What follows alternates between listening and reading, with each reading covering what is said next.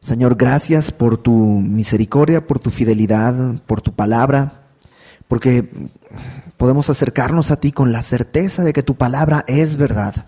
En un mundo en que tenemos tantas alternativas de distintas verdades, podemos confiar en que esta es la verdad suprema y la única verdad entre tantas mentiras, Señor. Y venimos así a tu palabra buscando ser enseñados, limpiados, confrontados, consolados, edificados, para que podamos ser útiles para tu gloria. En el nombre de Jesús, Señor. Amén. Bueno, perdón, sí hay un anuncio. Justamente Irene me lo mostró ahorita y tenemos la conferencia de apologética este fin de semana. Y tú dices, ¿la conferencia de qué?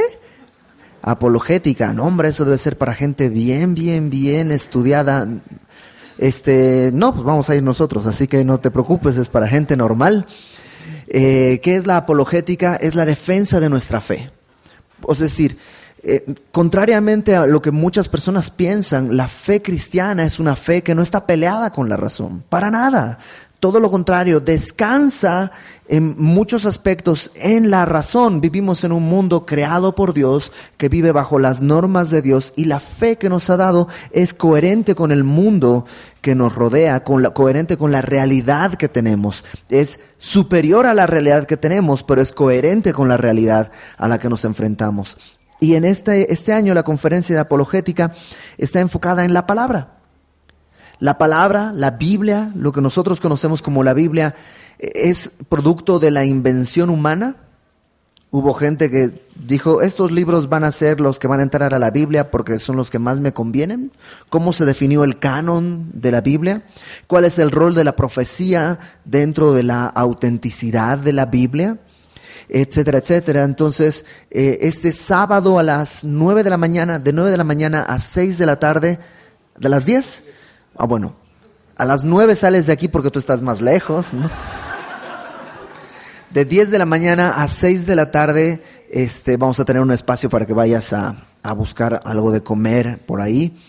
Es gratuita la conferencia, por supuesto, y realmente va a estar muy interesante. Esta semana he estado platicando con Alex, que es lo que él va a estar enseñando. Vamos a estar hablando de la moral de la Biblia. Va a estar a todas luces muy interesante, que el nombre apologética, ¿no? No te apantalle, es una forma muy rimbombante de decir por qué creemos que la palabra de Dios es lo que es, ¿no? Y si por alguna razón tú no puedes ir, se va a transmitir a través de la página de internet. Entonces, pero que no te genere la flojera, ¿no? Se va a transmitir en la página. Pues mejor lo veo en mi casa, tomando un café y además viendo Netflix en la tele y aquí viendo el... No, o sea, si puedes ir y reunirte con tus hermanos, porque además va a haber un tiempo para preguntas, para responder, para platicar, siempre es mucho mejor asistir. Este sábado a las 10 de la mañana ahí en Semilla de Mostaza San Antonio, en Periférico y San Antonio. Y para los adolescentes, no tengo el día de hoy todavía la información, pero vamos a tener un retiro para adolescentes. Si tienes hijos adolescentes, el retiro de Semilla, que va a ser, me parece que alrededor del 1 de mayo, por ahí, va a ser en Tierra Alta, un lugar que es fabuloso para los chavos, igual y para nosotros, ya las barracas y todo como que ya resulta un poco incómodo, pero para los chavos es una aventura increíble, tienen juegos, tienen todo. Entonces la próxima semana estaremos dando más anuncios y te podrás inscribir aquí, al igual que con el retiro de hombres, que tuvimos unos espacios, así también tendremos para los adolescentes. Ahora sí, la palabra, Isaías capítulo 22. Hemos estado en esta sección de Isaías en que hay una profecía sobre distintas naciones, ¿no? Y la palabra profecía, que se dice al inicio de cada una de estas profecías, ¿te acuerdas? Es carga o peso, ¿no? Es un peso que se le pone a esta nación, es un juicio sobre cada nación.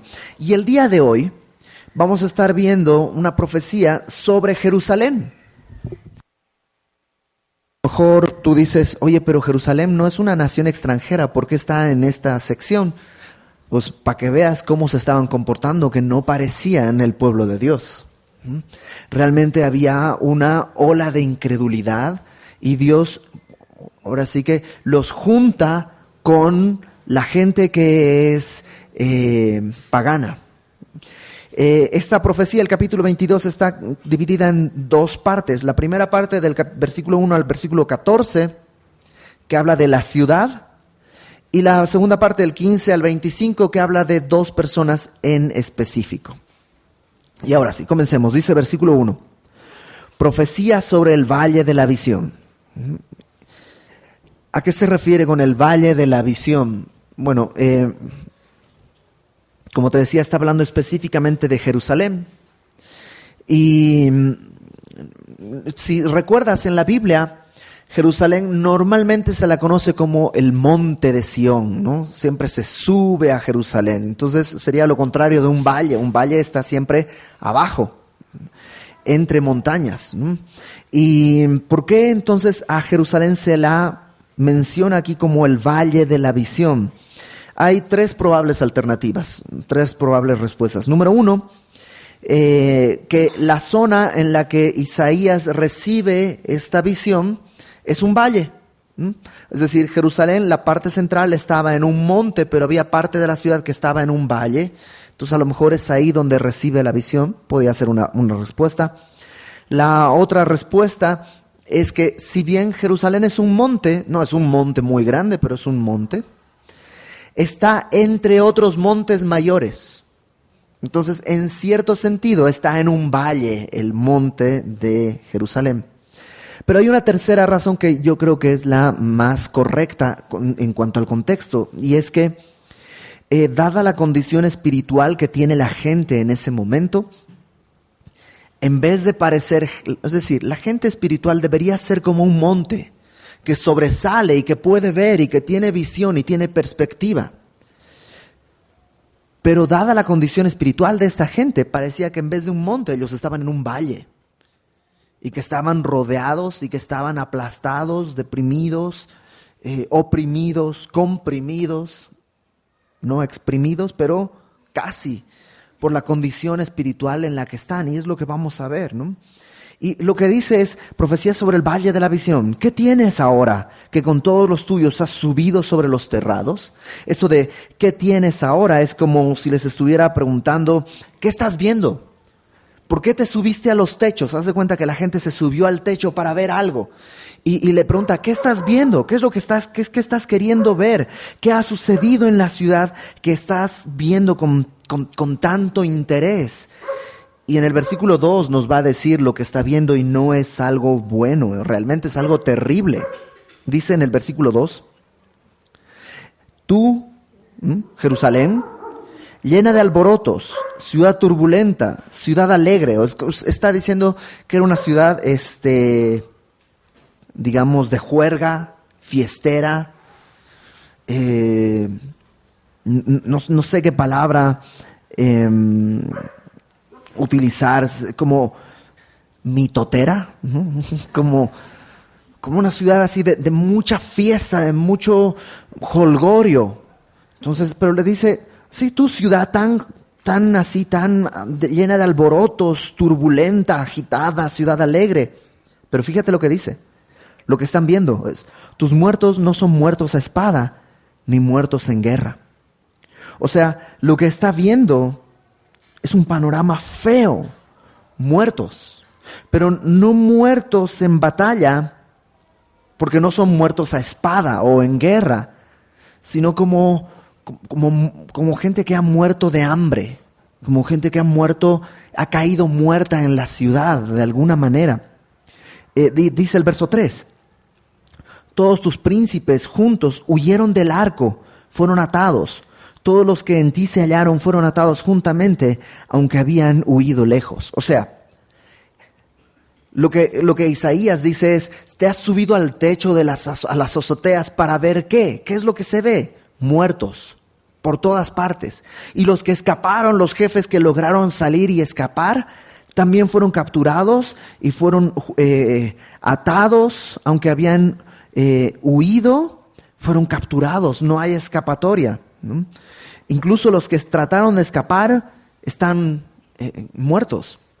Ahora, podría ser dos cosas. Número uno, que está hablando de muertos de hambre por el sitio asirio. ¿Te acuerdas? Los asirios, en toda esta sección estamos hablando de que los asirios son esta nación poderosa que está conquistando todo y sitian Jerusalén. Y cuando se sitiaba una ciudad, el objetivo era que la ciudad dejara de tener pues comida, agua, dejara de tener recursos, dejara de tener todo. Y entonces los habitantes empezaran una de dos, o a morir de hambre y de sed, o a rendirse al ver el panorama. De hecho, al principio del segundo libro de Reyes tenemos toda una historia de un momento en el que hay, en otro momento, en un sitio a la ciudad y están comiéndose a sus hijos incluso, ¿no? Entonces podría hacer referencia a una situación así, que ya hay un sitio y hay muertos por ese sitio, o, y esto es lo que yo creo, que es lo más probable, que está hablando de muertos en un sentido espiritual. O sea, ¿qué ves desde los terrados cuando ves a Jerusalén? Muertos. Muertos. Sí, caminan, sí están ahí. Eso es un poco, nunca, cuando entras al metro, ¿no? Y yo recuerdo muy bien salir de la iglesia e irme en metro a mi casa, y era un trayecto largo, ¿no? Entonces venía en aquella época todavía no estaba casado, entonces acompañaba a la que hoy es mi esposa hasta la casa de sus papás, allá por el metro Revolución, y desde ahí me iba en metro hasta el metro Copilco. Entonces hacía un buen tramo en metro. Pero después de haber escuchado la palabra de Dios un miércoles y luego ir hacia mi casa, venía pensando en la enseñanza.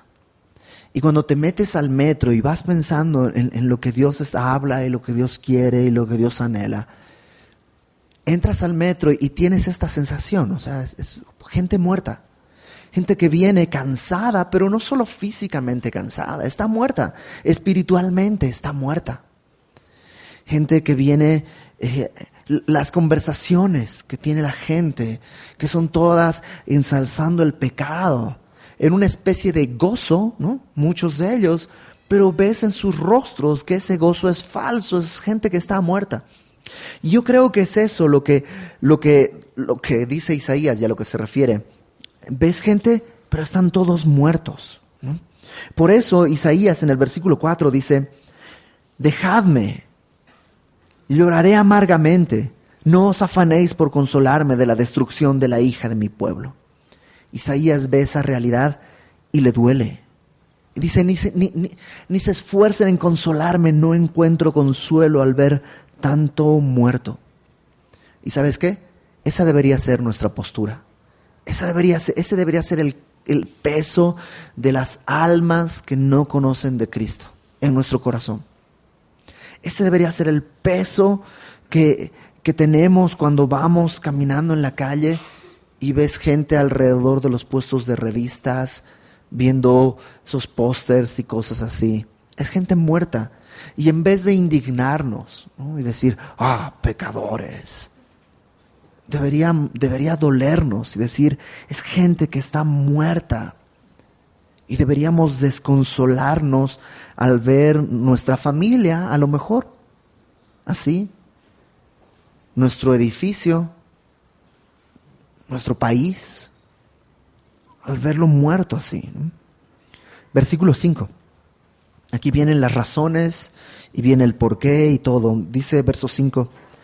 Porque día es de alboroto, de angustia y de confusión de parte del Señor, Jehová de los ejércitos, en el valle de la visión, para derribar el muro y clamar al monte. O sea, ahora sí, es un día de alboroto, pero no es de fiesta, sino de angustia, ¿no? ¿Por qué? Porque Dios ha decretado algo, ¿no? Y no solo dice Dios, fíjate cómo es presentado Dios. Es día de alboroto, de angustia y de confusión de parte del Señor, Jehová de los ejércitos, para derribar el muro y clamar al monte. O sea, Dios dice, este es el tiempo de derribar el muro, de clamar al monte. Verso 6. Elam tomó aljaba con carros y con jinetes, y Kir sacó escudo. Elam y Kir son naciones que puede ser que representan el ejército asirio, ¿no? El ejército asirio conquistando a otras naciones aliadas ahora para conquistar Jerusalén, y vienen con su aljaba. La aljaba es el carcaj. Y tú dices, pues me quedé igual, ¿qué es el carcajo? ¿Qué es la aljaba? ¿Es esa bolsita donde se guardan las flechas? Bueno, ese es, ¿no? Entonces vienen los de Elam con aljaba, con carros, con jinetes, Kir con escudo, vienen a conquistar, ¿no? Imagínate la angustia en la que deberían estar viviendo ellos, porque ahora viene el ejército que los puede conquistar. Dice el verso 7, tus hermosos valles fueron llenos de carros, y los de a caballo acamparon a la puerta. O sea, ves por los muros de la ciudad y alrededor jinetes, carros, un ejército enorme alrededor de ti para conquistarte, y no tienes dónde escapar, estás completamente sitiado. Verso 8. Y desnudó la cubierta de Judá, y miraste en aquel día hacia la casa de armas del bosque. La NBI traduce esta primera frase, esto, desnudó la cubierta. La NBI la traduce como Judá ha quedado indefensa. Lo que podría cubrir, proteger, de pronto es retirado. Realmente, quien ha guardado a Jerusalén hasta el día de hoy, quien ha guardado a Israel hasta el día de hoy, es Dios mismo. Pero en ese tiempo la condición espiritual del pueblo estaba haciendo a un lado a Dios. Y una vez que han hecho a un lado a Dios, están desprotegidos. Y lo que hacen es extraño, porque lo que hacen es algo verdaderamente terrible, pero no es malo. Tú dices, ¿cómo? ¿Se puede hacer algo que no sea malo, pero que a la vez sea terrible? O al revés, ¿no? Puedes hacer algo bueno, pero que sea a la vez terrible, terrible, terrible. Sí, lo que ellos hicieron es algo bueno, pero que a su vez es algo terrible. ¿Qué es lo que hicieron? Bueno, fíjate ahí en el versículo 8.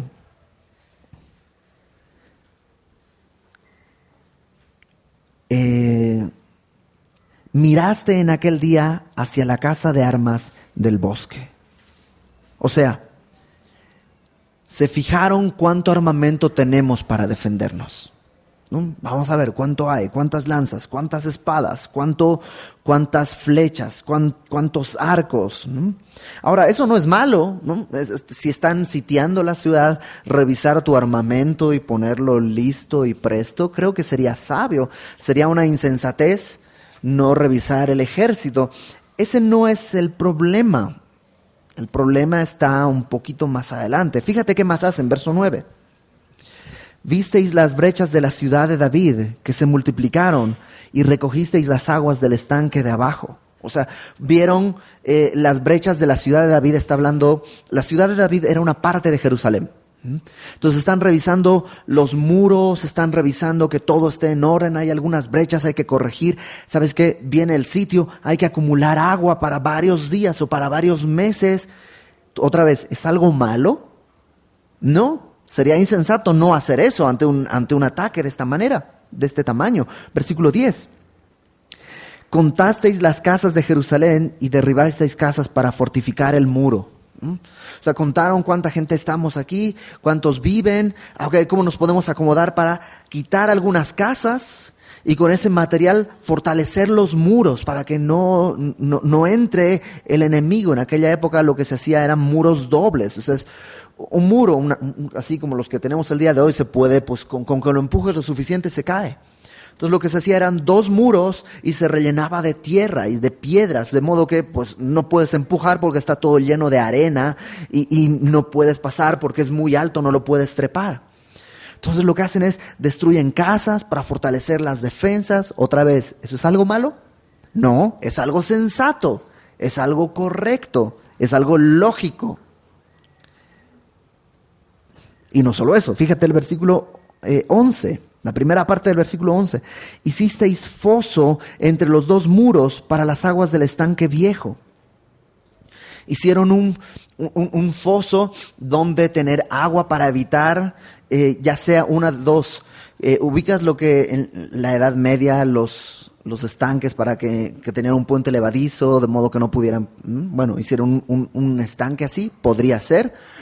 O si no, hicieron un estanque para recoger más agua, que es realmente lo que más se necesita en tiempos de asedio. De hecho, no está en este pasaje, pero en distintos momentos en Segundo de Reyes o en Crónicas, se habla de que el rey Ezequías, de quien hemos estado hablando, que está en este tiempo gobernando Jerusalén, construyó un túnel desde el estanque de Siloé hasta la ciudad de David. Un túnel para llevar agua desde el estanque de Siloé. Obviamente un túnel es subterráneo, de modo que pudieran tener abastecimiento de agua alrededor de 500 metros picando en piedra. Y el día de hoy está ese túnel, o sea, tú vas a Jerusalén y puedes hacer un tour para ver ese túnel y cómo fue hecho. Y se encontró incluso una inscripción, una tabla del día en que, porque se construyó cavando de este lado y de este lado. Entonces, el día en que se encontraron, se puso la inscripción y todo, y está ahí. O sea, realmente hicieron todo lo que tendría que hacer una nación o una ciudad que está siendo asediada y atacada. Pero ¿cuál es el problema? Fíjate el versículo 11, la segunda parte. Dice: y no tuvisteis respeto al que lo hizo, ni mirasteis de lejos al que lo labró. O sea, están haciendo todo esto, pero no están fijándose en Dios. Dios es el que está haciendo todo. Y ellos ni lo están considerando, ni lo están tomando en cuenta, ni siquiera lo están mirando. Se olvidaron de Dios. Su fortaleza, su confianza estaba en sus recursos. Y aunque no hay nada de malo en tener estos recursos, el no confiar en Dios me lleva a la idolatría. Y es algo en lo que tú y yo podemos tropezar. Por ejemplo, si estás enfermo, ¿será malo ir al doctor? Por supuesto que no es malo. De hecho, es lo recomendable. No autorrecetarse, todo eso, sino acudir al especialista, acudir al doctor. Pero, si tu confianza está en el doctor, ahí hay un problema. Porque crees que el doctor es el que te sana o la medicina es la que te sana, cuando realmente la sanidad proviene de Dios. Y Dios a veces te sana automáticamente, a veces te sana por medio de medicinas, a veces te sana por medio de la oración, pero siempre el responsable de la sanidad es Dios mismo. Otro ejemplo, ahorrar. ¿Será malo ahorrar? Por supuesto que no es malo. De hecho, es recomendable ahorrar. El hombre sabio siempre guarda. De hecho, Proverbios está lleno de ilustraciones. Una de ellas me dice: mira la hormiga que en el verano acumula para el invierno. O sea, ahorrar es bueno, pero confiar en mis ahorros, eso es terrible.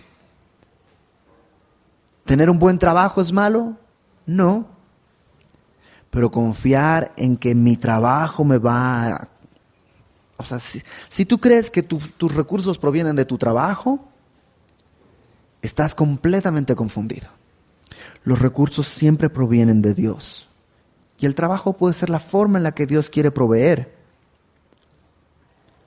Entonces, ellos hicieron todo lo bueno, pero no hicieron lo más importante, que era buscar a Dios como su refugio. Buscar a Dios como el único que puede sostenerles. Por eso, en el versículo 12 dice: por tanto, El Señor, Jehová de los ejércitos, llamó en este día a llanto y a endechas, a raparse el cabello y a vestir cilicio. Dios está llamando a que se arrepientan. Y tú dices, pero ¿de qué se han arrepentido si no han hecho nada malo? Es que el tema en el caminar en Cristo no es no hacer lo malo, sino hacer lo que es correcto, que es acudir a Dios. Hay mucha gente que no roba, pero eso no quiere decir nada delante de Dios. Eso es una buena educación, tal vez. Hay mucha gente que no dice groserías. Hay mucha gente que no se emborracha. Hay mucha gente que no se droga. Pero eso no es nada delante de Dios. Delante de Dios solo cuenta acudir a Él con un corazón contrito y humillado. Y por eso Dios los está invitando al arrepentimiento. Pero dice,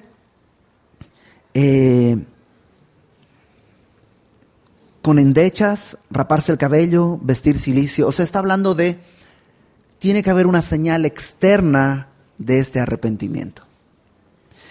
Y así debe ser el arrepentimiento. Si es que nunca has estado con alguien que, digamos, te golpea o te pisa, ¿no? Dice, ay, perdón, y sigue.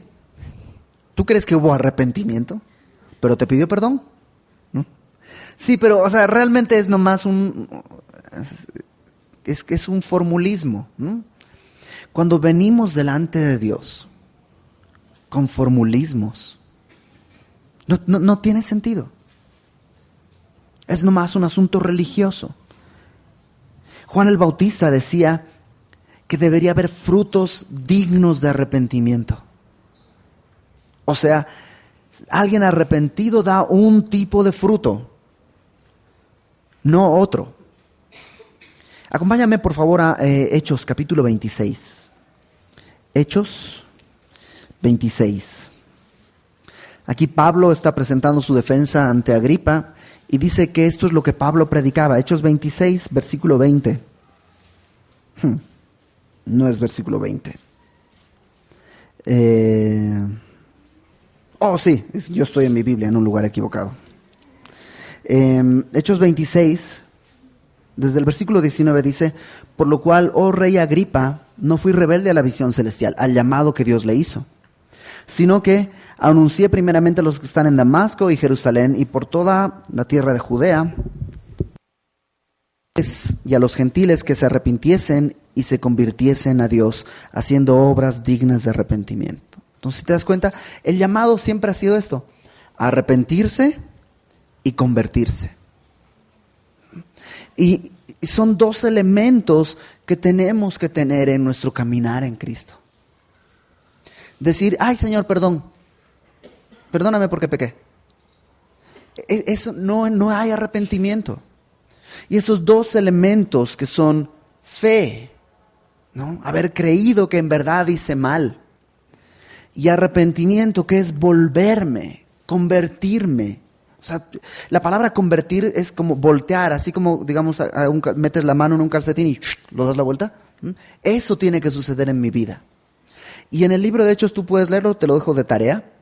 Una y otra vez están este dúo, ¿no? Se arrepintieron y se convirtieron. Se arrepintieron y se convirtieron. Se arrepintieron. ¿Sabes qué?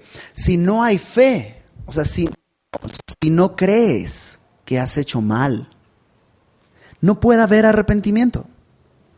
No puede haber. Si no has creído en el sacrificio de Cristo, no puede haber arrepentimiento. Puede haber algún tipo de remordimiento, puede haber algún tipo de sentimiento ahí de tristeza, pero arrepentimiento no hay. Si no hay fe, no puede haber conversión. ¿No te pasa que invitas a alguien a la iglesia y porque toma mucho y va 2, 3, 4, 5, las veces que sea, no importa, pero sigue en lo mismo, ¿sí? Y lo que quieres es que se convierta, pero todavía no ha creído. No puede haber conversión si no hay fe. Por otro lado, si hay fe, siempre va a haber conversión, siempre hay arrepentimiento. Si en verdad has creído, tu vida va a ser transformada. Hay una conversión, hay un arrepentimiento.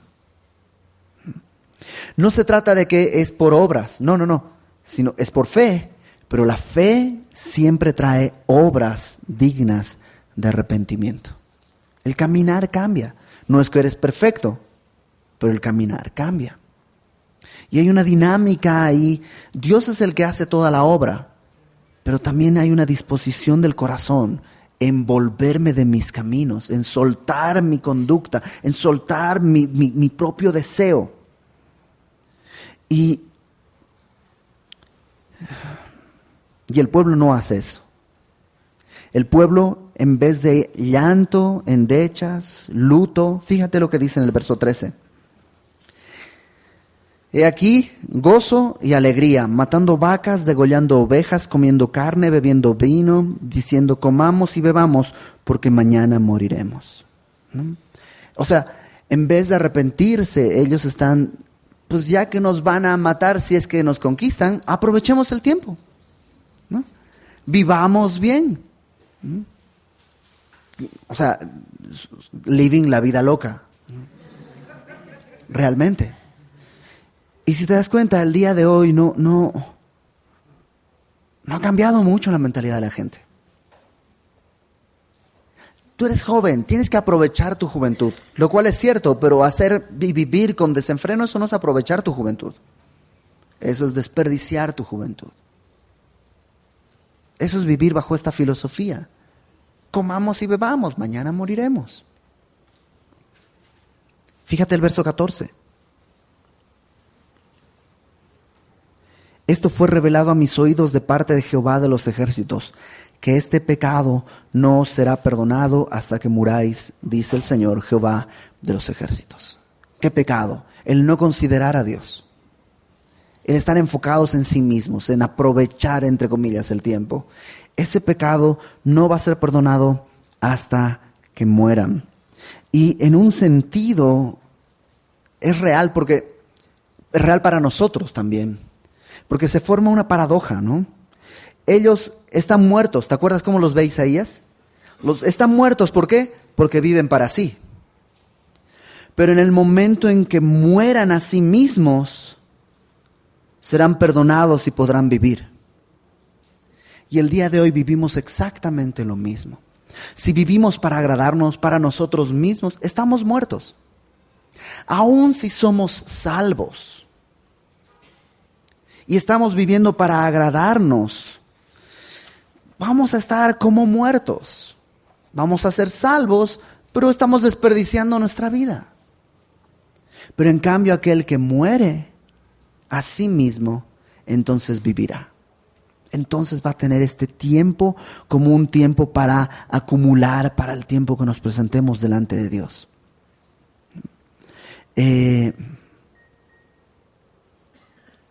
Aquí empieza la segunda parte, versículo 15, que va un poco a reforzar todo lo que dijo en la primera parte, pero ahora enfocado en dos personajes nada más. Verso 15. Jehová de los ejércitos dice así: ve, entra a este tesorero, a Sebna, el mayordomo, y dile: ¿qué tienes tú aquí? ¿O a quién tienes aquí, que labraste aquí sepulcro para ti, como el que en lugar alto labra su sepultura, o el que esculpe para sí morada en una peña? Sebna es el tesorero del rey. Y un poco el tesorero era como el consejero, era como la mano derecha. O sea, no solo el que lleva las cuentas, no, era algo mucho más importante. Y Sebna era el tesorero del rey, pero lo que ha hecho hasta ahora es vivir para sí mismo, ¿no? Fíjate, dice, labraste aquí sepulcro para ti en un lugar alto, como quien esculpe su morada en una peña. O sea, has vivido como si todo se tratara de ti mismo, ¿no? O sea, no hay nada más necio que un mausoleo, ¿sí o no? ¿No? O sea, voy a construir una tumba gloriosa para mí. Es como que absurdo. ¿Por qué? O sea, ¿qué vas a hacer? ¿Tienes la idea de estar por aquí después de muerto? O sea,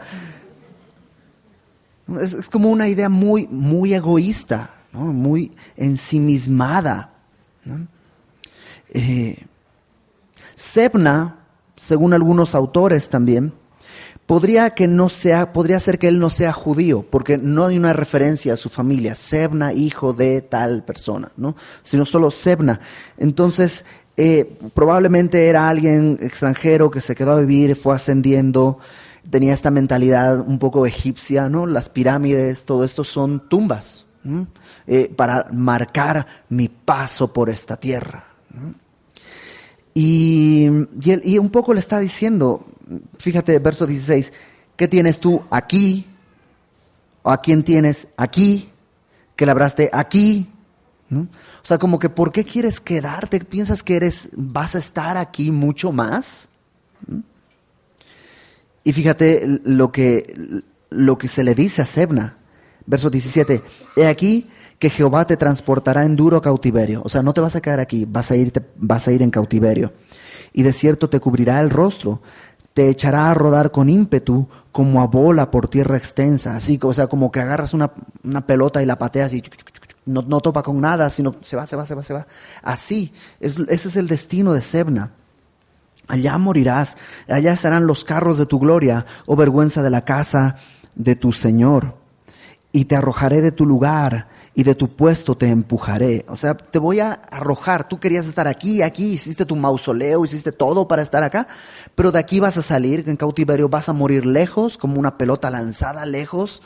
Y es más, todos tus carros, ¿no? Todas tus posesiones, todo lo que tú tienes para aquí va a ser una señal de vergüenza, ¿no? Toda tu confianza está en estas cosas y estas cosas van a ser tu ruina.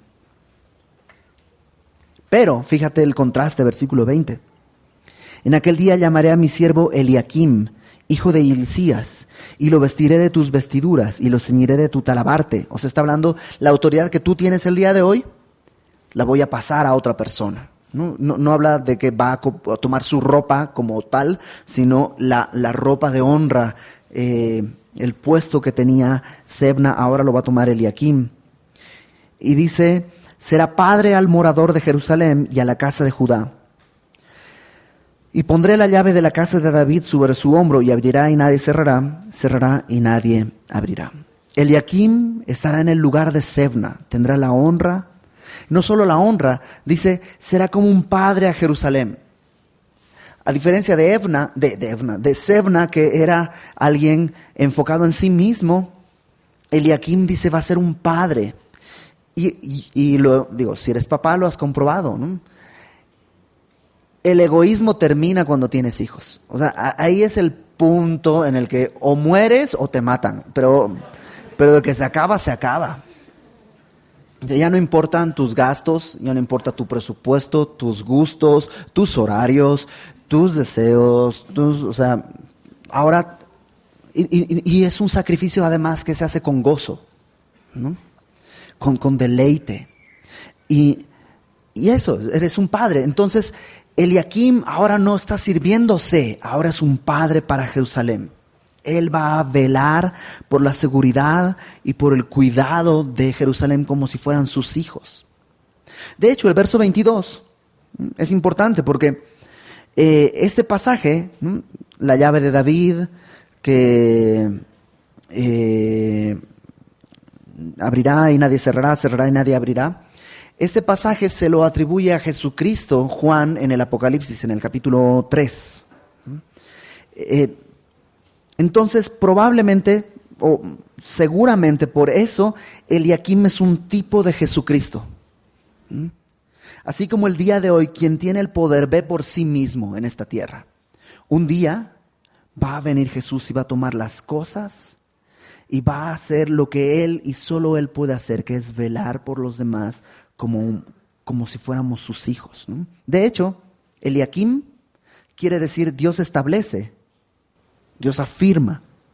¿Qué diferencia, ¿no? Entre Sebna, que piensa que está firme, pero que realmente su fin va a ser completamente distinto de lo que él pensaba, y Eliakim, que él sí está establecido. El día de hoy pareciera que Sebna tiene el poder, y abres los ojos y sí, quien vive para sí Parece que tiene el poder, tiene el éxito, tiene todo. Pero eso no va a ser así para siempre. Va a cambiar. Un día Cristo va a venir y va a poner orden en esto. Y Él, y solo Él va a llevarse la honra en todo. Fíjate el verso 23.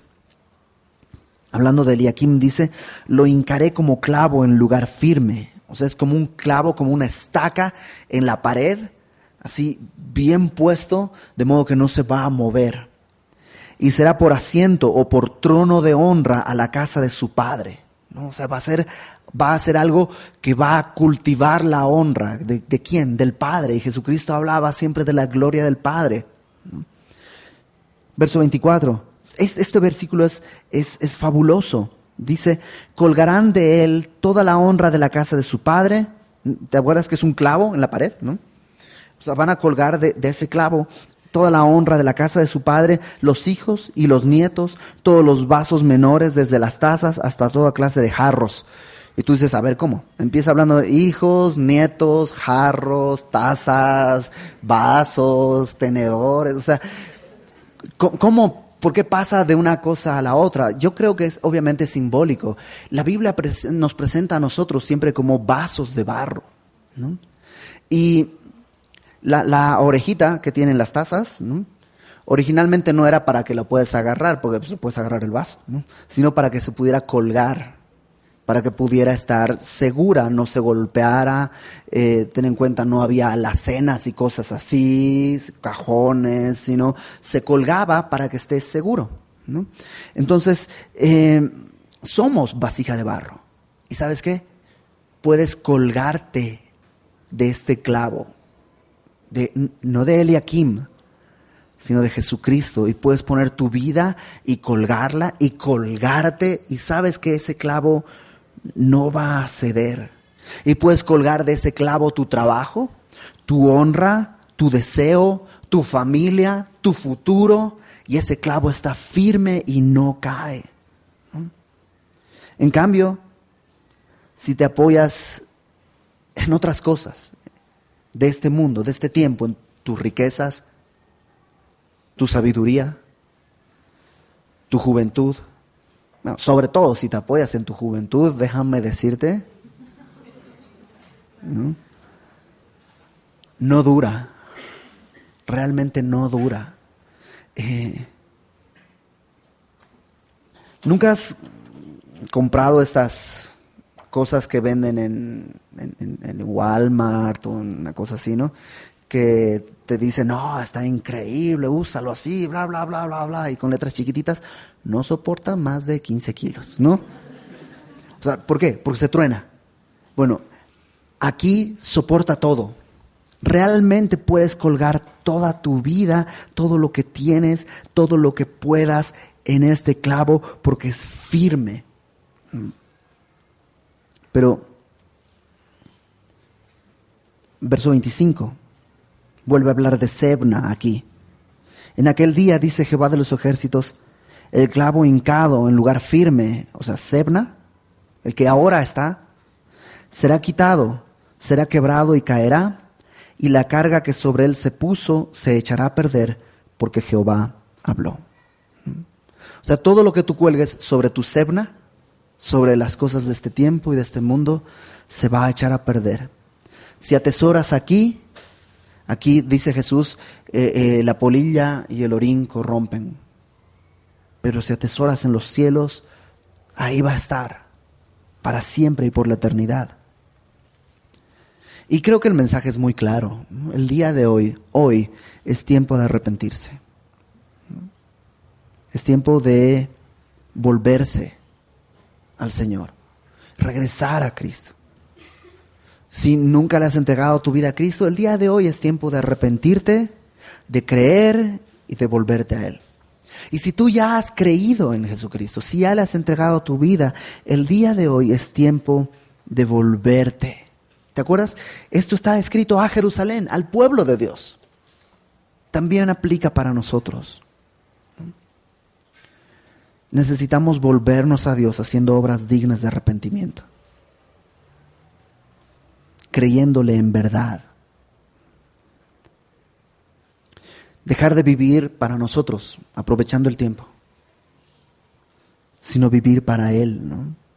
Desenfocarnos de nosotros, enfocarnos en el Señor. Y esto solo se puede una cosa: muriendo. Realmente, todos nuestros pecados fueron pagados en la cruz del Calvario. Esa es una realidad. Pero para ser libre de ciertas cosas que todavía te atan y te estorban, necesitas morir. Necesito morir.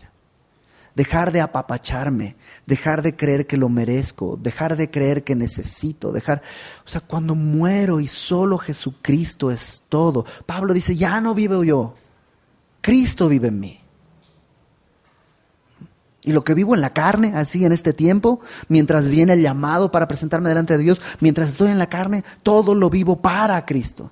¿Por qué? Porque Él me amó y se entregó a sí mismo por mí. Es tiempo de morir, de dejar de pelear, ¿no?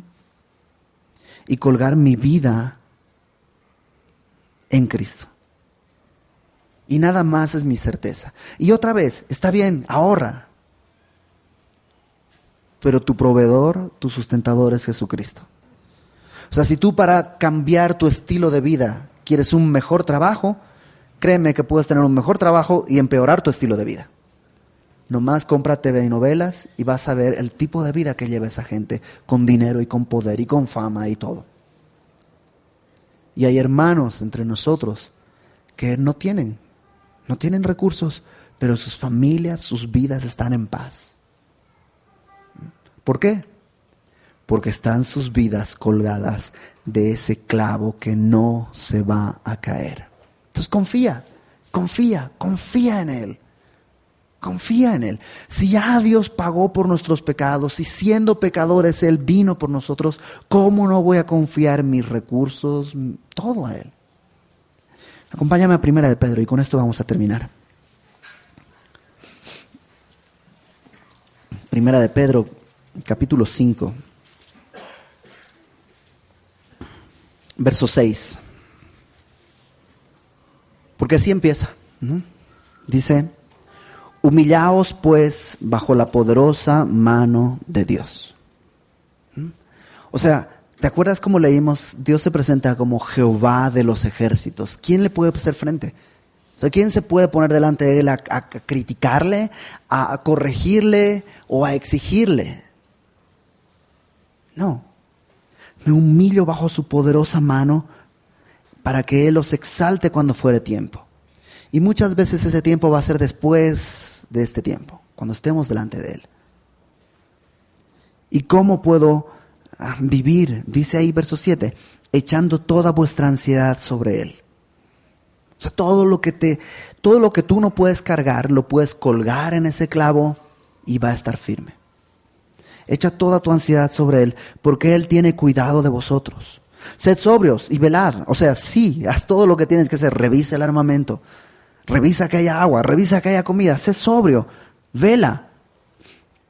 Pero esa es la segunda parte. La primera es humillarme debajo de la poderosa mano de Dios. Sed sobrios y velad. Vuestro adversario el diablo, como león rugiente, anda alrededor buscando a quien devorar.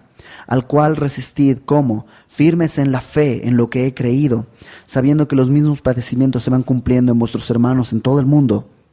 Mas, fíjate, verso 10, el Dios de toda gracia, que nos llamó a su gloria eterna. ¿No te mata esto? Que Dios te llamó. O sea, ni siquiera es que yo fui a tocar, ábrame por favor. No, Él me llamó, Él me invitó, Él vino al mundo por mí. Cuando yo estaba muerto en mis delitos y pecados, Él me llamó a su gloria eterna en Jesucristo. Él, ese Dios, el Dios de toda gracia, después de que hayáis padecido un poco de tiempo, Él mismo os perfeccione, afirme, fortalezca y establezca. No hay otro lugar donde puedes estar firme, donde puedes estar estable, donde puedes estar fuerte, donde puedes estar perfecto. Solo en Él. Por eso dice el verso 11, a Él sea la gloria, el imperio, por los siglos de los siglos. Amén. Señor, gracias porque a ti podemos acudir, porque tú eres el que nos sostiene, el único verdadero. Quita, Señor, nuestros ojos de nosotros mismos. Ayúdanos a verte a ti. No queremos vivir ensimismados. No queremos apoyarnos como Sebna en planes y cosas aquí en esta tierra, sino queremos, Señor, depender de Jesucristo y de nada más. Y Señor, que si alguno entre nosotros no se ha arrepentido, sino que está viviendo su vida para sí mismo, que el día de hoy pueda haber arrepentimiento y frutos dignos de arrepentimiento. No solo palabras, no solo expresiones emotivas, sino un fruto, un cambio de conducta. Y para eso, si no eres tú, Señor, no podemos. Haz la obra en nosotros. Glorifícate, Señor, te lo pedimos en el nombre de Jesucristo. Amén.